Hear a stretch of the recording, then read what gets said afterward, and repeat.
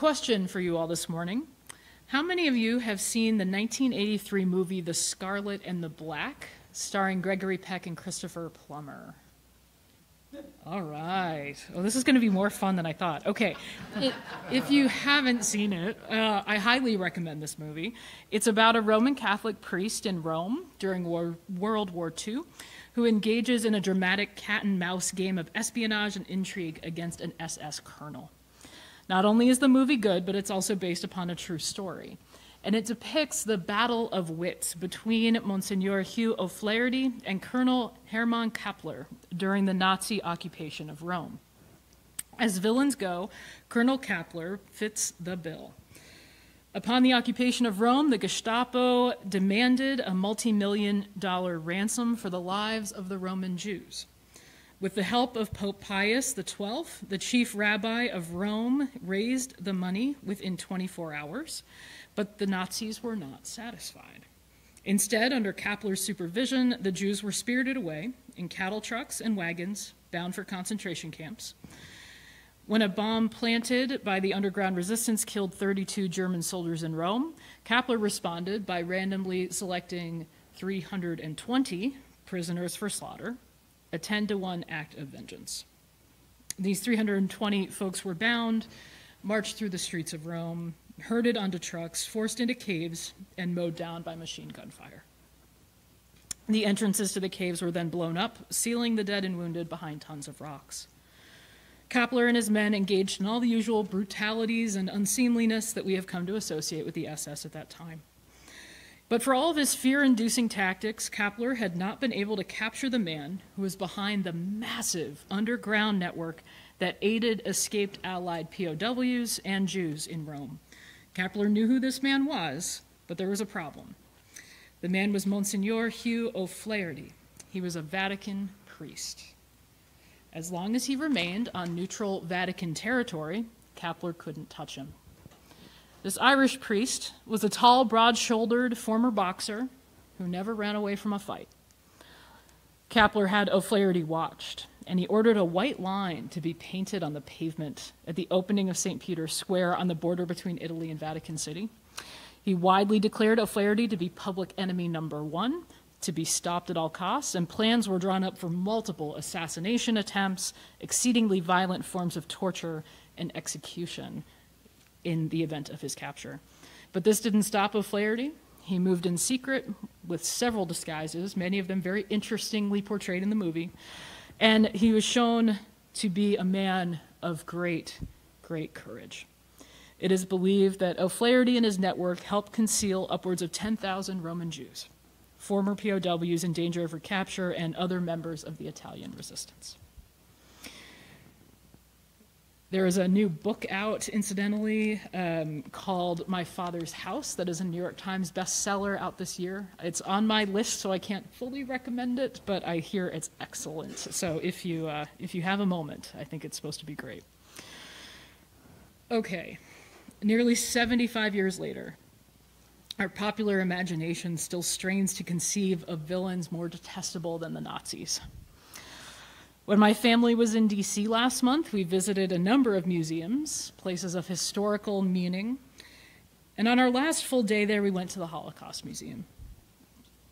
Now, I'll be honest with you all, I was nervous about bringing my 10-year-old and my 7-year-old, both neurodivergent children, to this sacred place. I was trying to let them know that this was a heavy spot, a somber location, a place that might make them sad, and that was okay, and a place where appropriate and calm behavior really mattered. Zach's old enough to understand such things, and as a rule follower, I was less worried about him than I was about Tommy. Tommy is a rambunctious Looney Tunes on the best of days, and I was prepared to have to take him out. I had been through the museum and Kevin hadn't, so we had made that arrangement. So about halfway through touring the museum, the kids were doing really well, and Tommy spotted a picture of a hospital wing. "What's that?" he asked, being somewhat acquainted with hospitals.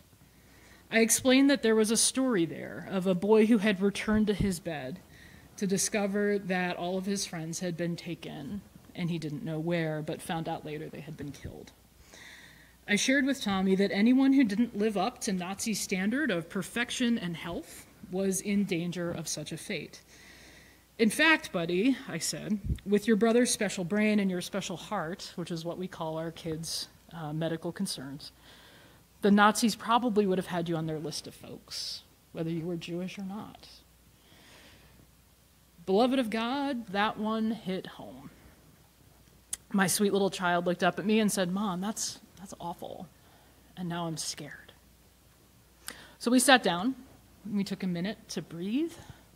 I cuddled with him, and I reassured him that this was not the world we live in now, that one of the reasons Mommy talks about things like this, one of the reasons we go to places like this, was so that he and his peers, folks like him, could understand our history, could understand what had happened before, and not allow these things to be repeated when they grew up.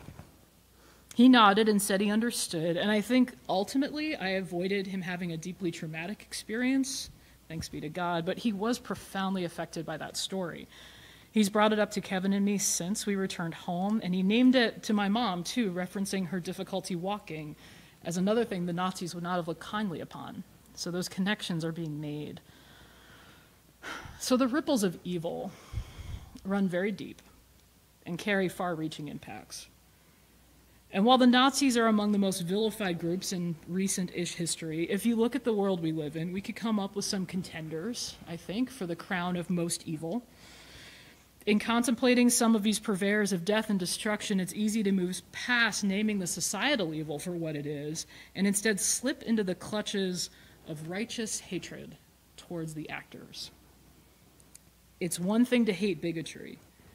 It's another thing to hate the bigoted person. And I bet you all know the kind of hatred I'm talking about. That feeling that wells up when we know that we're right, when we know that someone else has done something horribly wrong, when we are certain that they owe us or our loved ones or our society something else. It's the hatred of the unforgiving servant in our gospel lesson who throttles his fellow servant and has him thrown in jail, despite having just been forgiven, by the way. Those feelings are so natural. When we see an injustice, we get angry. And there is holiness there.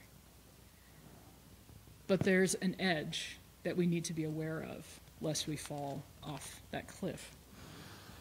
To get back to our story of Monsignor O'Flaherty and Colonel Kapler, years later, both survived the war, and Colonel Kapler was placed in prison for the remainder of his life. And for years, almost every month, he received one visitor, a tall, broad-shouldered figure of a man who would call on the former Nazi, Monsignor Hugh O'Flaherty. He went there to do what he had done through the entire war. He went to try to rescue somebody. Not only did this Irish priest have the courage to fight evil and seek justice at tremendous personal risk to himself, but he also knew this deep and abiding message from our gospel lesson today, that we are called to love our enemies, to forgive, and to know that even villains need mercy.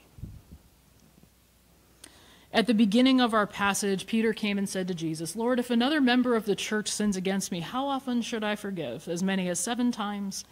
Jesus said to him, not 7, but I tell you 77 times.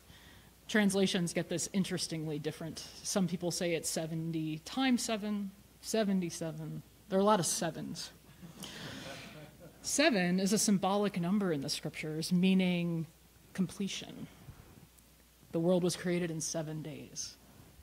There is a number of 7s that show up throughout, and it is symbolic of completion. So really, until the work is done of forgiveness, we are called to work at it. Ultimately, forgiveness is not saying that the offense never happened. Of course it did. In the end, forgiveness is not saying that everything is okay.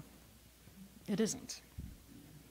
Dean of the Chapel, Father Matthew Potts, the Harvard University Chapel, Matthew Potts, recently published an excellent book on forgiveness. And in that book, he talks about forgiveness as no longer wishing the person who did you wrong any ill will. Forgiveness is not wishing the perpetrator any ill will. When all is said and done, forgiveness is not saying that we no longer feel the pain. Of course we do. That whole forgive and forget thing is not even remotely biblical, and I'm not sure it's practical, actually. We could talk about that sometime. But forgiveness is saying, I still feel the pain. I still remember, but I'm willing to let go of a desire to strike you back. Perhaps I'm even willing to let go of you entirely and wish you well and release you.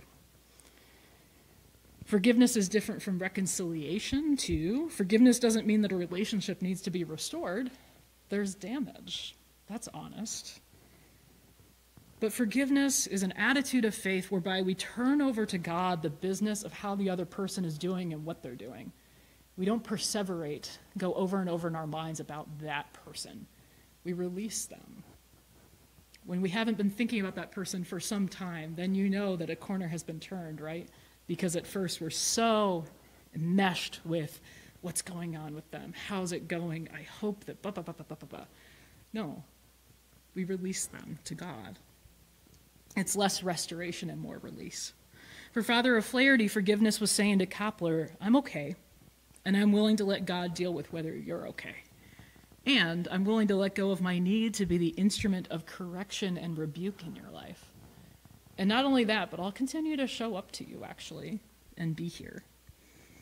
Father O'Flaherty, as it turned out, continued to visit Kapler and showed him the love of Christ, such that in March 1959, Hermann Kapler, former SS colonel and Nazi war criminal, sought forgiveness and salvation in the waters of baptism poured by the hand of none other than Monsignor Hero Flaherty. Beloved of God, real forgiveness is possible in even the most heinous of circumstances. And it can lead to extraordinary things if we are willing to let go and follow God forward with what we don't know. We can be angry at injustice, and that's real, and that's holy. But we can also lean towards this God who is ever merciful. That's a dance that requires a lot of deep discernment about how we actually do it. It won't be easy. But then again, the real gospel work we're called to rarely is, right? So where are you on this? Is there someone in your life that you have felt called to forgive? Are you feeling tightness in your body at even hearing this message? Or is your heart beating a little faster as you listen and as you think about that one person whom you don't ever want to think about, who did you harm? If so, let me name the harm is real. It happened. I believe you. And it might be possible to, in a safe space, sit down and cuddle with your all-loving God and say, I'm scared. I need a moment to breathe. And talk to God, who can tell you that that person cannot harm you anymore. And that you, without needing to forget, can move forward in some way by God's grace. On the other hand, is there someone in your life from whom you need to seek forgiveness? I'd like to hope that most of us in this room and joining us online are not responsible for the deaths of hundreds of people. I really do hope that's true. Please.